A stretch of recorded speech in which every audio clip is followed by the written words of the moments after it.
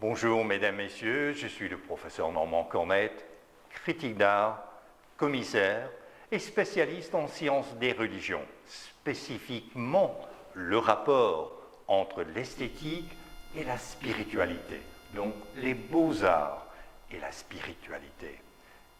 On se trouve actuellement au Centre Africa à Montréal, www.centreafrica.com et c'est A-F-R-I-K-A.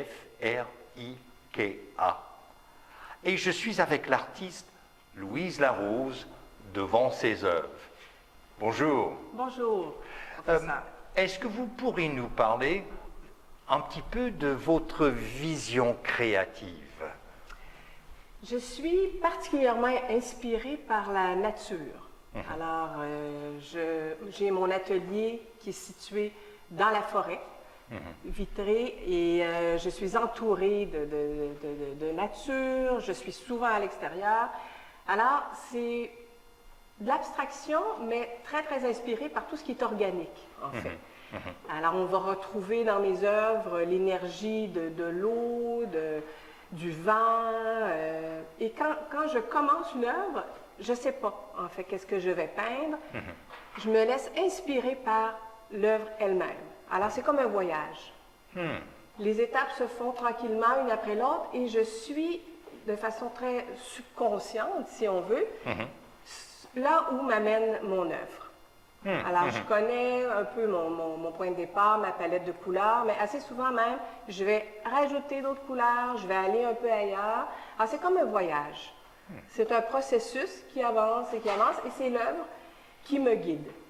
Et en parlant de couleurs, ici dans ces deux œuvres, les couleurs sont en fait, il s'agit d'un choix judicieux. Vous n'en mettez pas trop, on dirait que vous cherchez surtout à créer une synergie entre noir, blanc et rouge.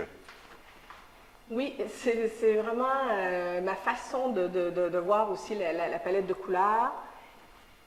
J'y vais avec une quantité assez restreinte de couleurs que je mélange entre elles, mais encore là, parfois, il va m'arriver une idée et je vais chercher une autre couleur dans mes tubes et je vais un peu ailleurs, je rajoute un autre élément.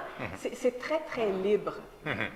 Intuitif. C'est très intuitif et c'est beaucoup, c'est un peu étrange à dire, mais c'est beaucoup mon subconscient qui me guide. Alors, je tasse l'ego et j'embarque et je suis les impulsions. Et à un moment donné, je prends du recul et là, les notions de l'abstraction me reviennent un petit peu plus. Je pense à la composition, au contraste.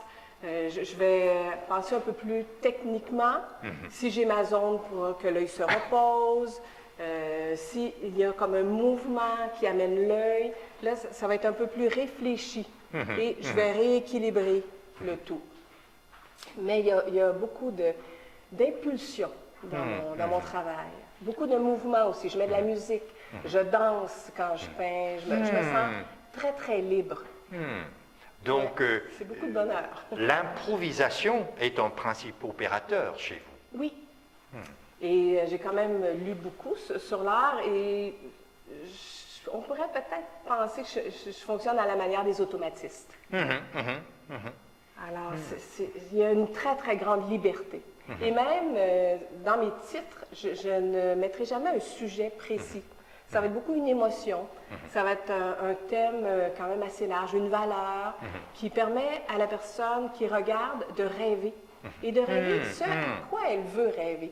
C'est un univers que je crée, mais une fois qu'il est peint, il ne m'appartient plus. Alors, les gens embarquent dans mon univers et ils vont où ils veulent, en fait.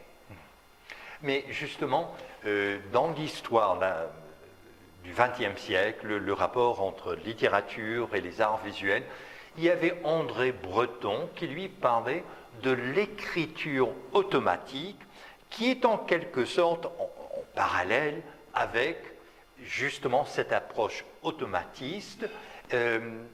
C'est de créer dans l'instant même, sur le jet, et j'ai l'impression que c'est surtout vous donner carte blanche à vous-même. Oui, C'est bon. Oui, c'est vraiment ce que je vis quand je le fais. Oui. Et je travaille avec beaucoup d'outils différents. Je travaille avec la spatule, les éponges, le pinceau, avec mes mains. Alors, il y a comme... c'est très physique aussi. Et Corporel. très corporel. Et c'est varié. J'ai tout. C'est pour ça que j'aime beaucoup travailler dans mon atelier. Parfois, il m'arrive des situations où je pourrais peindre à l'extérieur. Je le fais. Je m'adapte. Mais mon bonheur, c'est d'être dans mon univers parce que c'est là que tout est possible. Sinon, je suis un peu plus restreinte, mais ça fonctionne aussi. Mais j'aime beaucoup peindre dans mon atelier. Il y a dans cette œuvre-ci beaucoup de blanc et pour vous, s'agit-il de l'espace négatif, comme on dit en composition, afin d'alléger et même de créer de l'espace?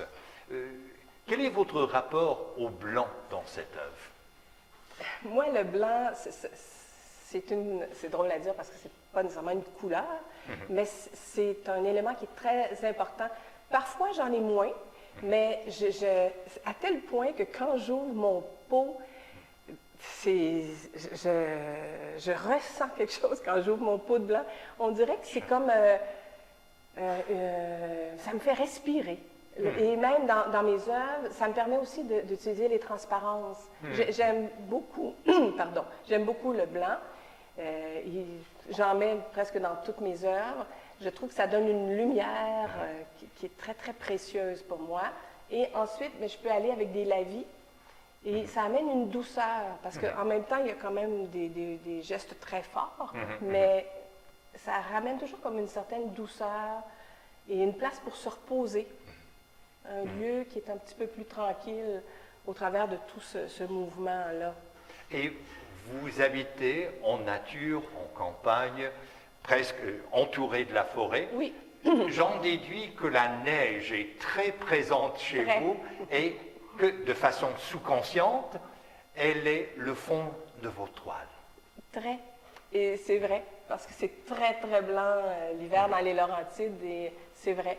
Et je suis aussi entourée d'oiseaux, alors les oiseaux, inconsciemment, les oiseaux reviennent. Je vais souvent au lac pour me baigner. J'adore tout ce qui est l'eau. Alors, tous ces éléments, on les retrouve dans mes œuvres. Mais ça, c'est très intéressant en parlant des lacs, parce que quand on regarde cette œuvre ici, ainsi que les autres, on voit que la fluidité est un modus operandi pour vous en tant que peintre. Vous miroitez la fluidité de l'eau, des lacs, des ruisseaux, des fleuves. Ça semble être un leitmotiv dans ce que vous créez. Oui, et les vagues et le mouvement, oui. J'aime beaucoup. Ce que je préfère peindre, ce sont des grands formats. Parce que j'ai l'espace, justement, pour faire encore des plus grands mouvements. Mais je m'adapte, parce qu'une fois que j'ai mon canevas et que je commence, j'entre dans mon univers. Et je ne sais pas. Je ne sais pas où je m'en vais, mais je sais que je m'en vais quelque part, puis je fais comme un petit voyage. Mais les très grands formats me permettent de vraiment rentrer dans la toile et à ce moment-là de m'exprimer avec des mouvements qui sont les miens aussi. C'est encore une question d'eau parce qu'il s'agit d'immersion. Oui. Quand vous travaillez les grandes toiles. Autre chose qui me fascine, donc, c'est, je parlais tout à l'heure d'un choix judicieux, la façon que vous vous servez du noir. J'ai l'impression que c'est en contrepoids et c'est même l'ancrage de la composition. Qu'en est-il? J'aime beaucoup les contrastes. J'ai toujours aimé beaucoup les contrastes. J'aime le travail à l'encre de Chine. J'ai toujours été fascinée par les œuvres chinoises ou même au Japon aussi, on a beaucoup ça. Et moi, je vibre quand il y a des contrastes. Ça me parle beaucoup. Et ce n'est pas du noir, c'est du gris de peigne. Mais ça donne une impression de noir. Mais je trouve que c'est un noir qui est très, très riche, qui est très intéressant. Alors, c'est très rare que j'utilise le vrai noir. C'est ça, j'aime beaucoup le gris de peigne qui devient un bleu, qui est très très agréable à travailler, alors qu'il peut être dans des variations de foncé à pâle. Moi, je me sens très, très à l'aise avec cette couleur de gris de pin, mais ce sont les contrastes qui me... Ça vient me chercher, ça me touche et oui, avec ce bleu, on dirait que l'effet est océanique. Et d'ailleurs, ça, vous parliez tout à l'heure du Japon, la première fois que j'ai vu cette œuvre, je me suis dit, mais c'est un tsunami, qui est un mot, un mot japonais, n'est-ce pas? Quand il y a les énormes vagues suite au tremblement de terre. Mais qui plus est, quand on connaît l'art asiatique, que ce soit nippon, japonais, ou que ce soit la Chine, souvent on va créer, particulièrement pendant le Moyen-Âge, on va créer en vertical. Et ça m'intrigue quand vous travaillez en vertical. Pourquoi est-ce que vous avez pris la décision de créer comme ça? J'aime varier les formes de canevas. Alors même parfois, j'en ai très, très haut. Parfois, je vais travailler même sur des panneaux de bois. Le bois est très intéressant à travailler aussi. Et à ce moment-là, je vais ailleurs. J'aime beaucoup quand c'est différent, quand ça change. Ça me stimule au niveau créatif. Alors, des différentes formes de canevas, pour moi, c'est comme un défi. C'est un nouveau défi, je pourrais dire. Ouais. Je devrais dire du même souffle quant à cette œuvre-là, surtout en sciences des religions, j'avais l'impression qu'il s'agit d'une ascension, un envoûtement. Et j'ai hâte de retourner à Paris et revoir la cathédrale Notre-Dame, qui est pour moi un lieu incroyable, justement à cause de cet envoûtement qu'on ressent dans cette toile. Alors, on a parlé de façon conceptuelle, théorique en quelque sorte, de votre vision créative. Qu'en est-il de votre démarche artistique, spécifiquement les outils, les pigments? Dans le très concret, vous pourriez nous donner un petit aperçu? Oui. Alors, le point de départ d'une œuvre, je pourrais dire, on va faire une moyenne, 9 fois sur 10, parce que parfois, je ne le fais pas, je peins directement. Mais généralement, je fais un collage au préalable. Ah, d'accord. Mais le collage est abstrait. Alors, j'utilise tout ça, parce qu'avec l'acrylique, on peut coller ce qu'on veut, en fait. Alors, ça peut être du papier, ça peut être du couscous, du riz, ça peut être des médiums, des tissus. Tout est possible avec l'acrylique. Alors, je me fais un collage et le lendemain, je laisse bien sécher. Et le lendemain, je travaille par superposition. Alors, en abstraction, il ne faut pas préciser trop vite. C'est un danger un peu, là, parce que danger entre guillemets, là, il n'y a pas vraiment de danger. Mais, alors, je travaille par superposition. Alors, je vais commencer par une couche qui est plutôt pâle, un peu diluée. Et là, après ça, j'écoute mon œuvre et là, on part.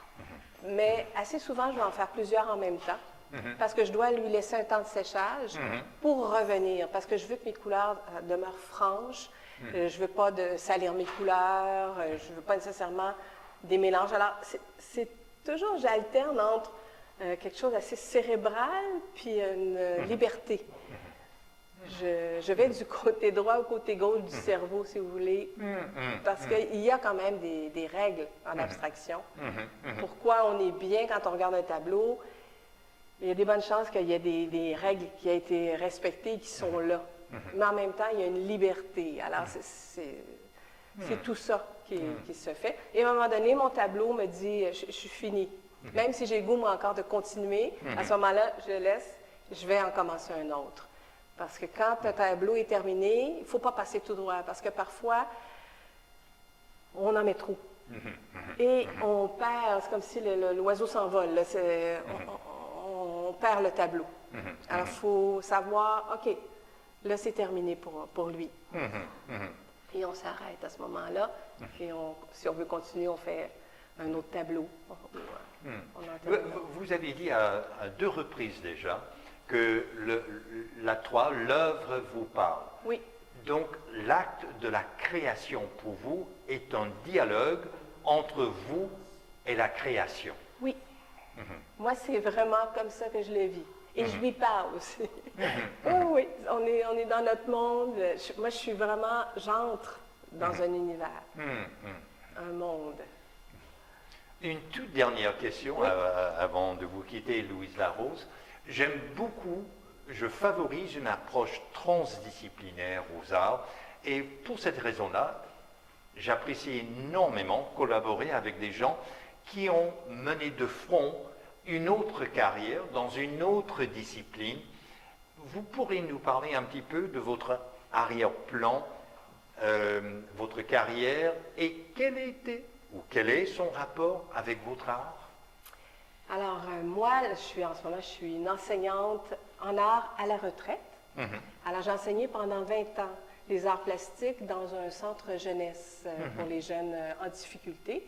Alors, c'était une forme d'art-thérapie, en fait, qu'on faisait, mais à ce moment-là, on ne faisait pas que de la peinture. Il y avait un volet peinture que je commençais un peu plus tard dans l'année. Je voulais avant bien connaître mes élèves, parce que c'est quand même un défi de peindre avec des adolescents. Oui. Et c'était très, très, très varié, comme les cours en art visuel au secondaire. On touche à beaucoup, beaucoup de médiums différents. Et on faisait des miracles. C'était très impressionnant de voir à quel point les jeunes augmentaient leur estime d'eux-mêmes, se découvraient des talents et se calmaient. C'était une forme d'art-thérapie. Alors pendant 20 ans, après avoir été intervenante, j'ai été intervenante pendant 15 ans dans ce même centre. Et ensuite, je suis devenue enseignante en art plastique. Alors, j'ai travaillé auprès des jeunes en difficulté pendant 35 ans. Mais ça a été magnifique, une très, très, très belle carrière. Je n'ai aucun regret. Je n'ai que de bons souvenirs. Félicitations. Merci. Mesdames, Messieurs, je vous invite à découvrir l'art de Louise Larose, son site web www.louiselarose.com et en tant que celui qui a créé l'approche dialogique aux arts et à l'éducation il y a 37 ans, je retiens de ce dialogue à quel point il faut être à l'écoute de l'œuvre qu'on crée. Alors, on est au Centre Africa à Montréal, sur les ondes de Radio Infocité. Je suis le professeur Normand Cornette. Pour tout commentaire, nous vous invitons à nous écrire studio@radioinfocité.com.